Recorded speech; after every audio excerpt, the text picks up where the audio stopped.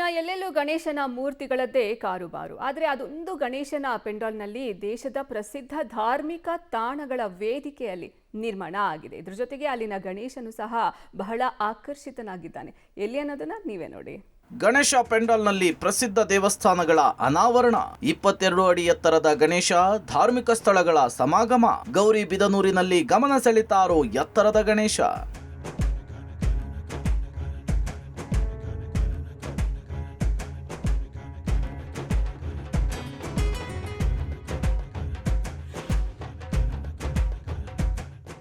ಈಗ ಎಲ್ಲಿ ನೋಡಿದ್ರು ಮಳೆಗಾಲ, ಉತ್ತರ ಭಾರತದ ಕೆಲವೆಡೆ ಜಲಪ್ರಳಯ. ಇದರಿಂದ ದೂರದ ಊರುಗಳಿಗೆ ಹೋಗಿ ಪ್ರಸಿದ್ಧ ದೇವರುಗಳ ದರ್ಶನ ಮಾಡೋದು ಕಷ್ಟ.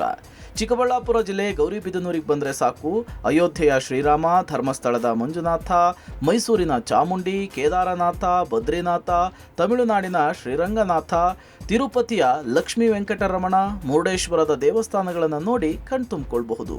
ಹೌದು, ಗೌರಿಬಿದನೂರಿನ ಬೈಪಾಸ್ ವಿದ್ಯಾಗಣಪತಿ ಗೆಳೆಯರ ಬಳಗ ಈ ಬಾರಿಯ ಗಣೇಶೋತ್ಸವದಲ್ಲಿ ಇಂತಹದ್ದೊಂದು ಸಾಹಸಕ್ಕೆ ಕೈ ಹಾಕಿದ್ದಾರೆ.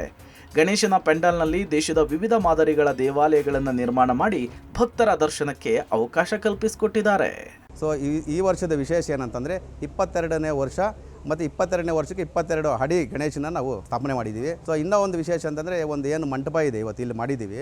ಎಲ್ಲ ಧಾರ್ಮಿಕ ಕ್ಷೇತ್ರಗಳಿಂದ ತಮಿಳುನಾಡು, ಕೇರಳ, ನಮ್ಮ ಧರ್ಮಸ್ಥಳ ಮತ್ತು ಕೇದಾರ, ಬದ್ರಿನಾಥ, ಸೊ ಎಲ್ಲ ಕಡೆಯಿಂದ ಒಂದು ಮಂಟಪವನ್ನು ಜನಗಳಿಗೆ ತೋರಿಸೋದಕ್ಕೆ ಎಲ್ಲ ವ್ಯವಸ್ಥೆ ತುಂಬ ಚೆನ್ನಾಗಿ ಮಾಡಿದ್ದಾರೆ.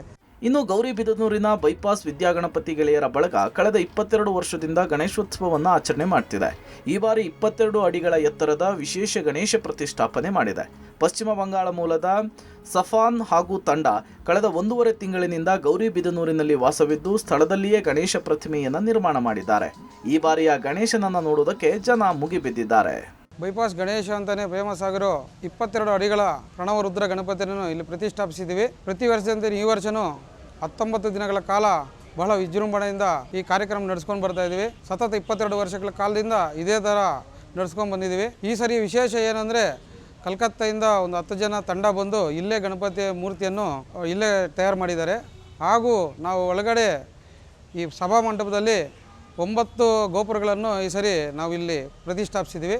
ಭವ್ಯ ವೇದಿಕೆಯಲ್ಲಿ 22 ಅಡಿಗಳ ಎತ್ತರದ ಗಣೇಶ ಪ್ರತಿಷ್ಠಾಪನೆ ಒಂದು ಕಡೆಯಾದರೆ, ಮತ್ತೊಂದು ಕಡೆ ದೇಶದ ಪ್ರಸಿದ್ಧ ಧಾರ್ಮಿಕ ತಾಣಗಳ ಅನಾವರಣ ಜನರ ಗಮನ ಸೆಳೀತಾ ಇದೆ. Muddukrishna, public TV, Chikkaballapur.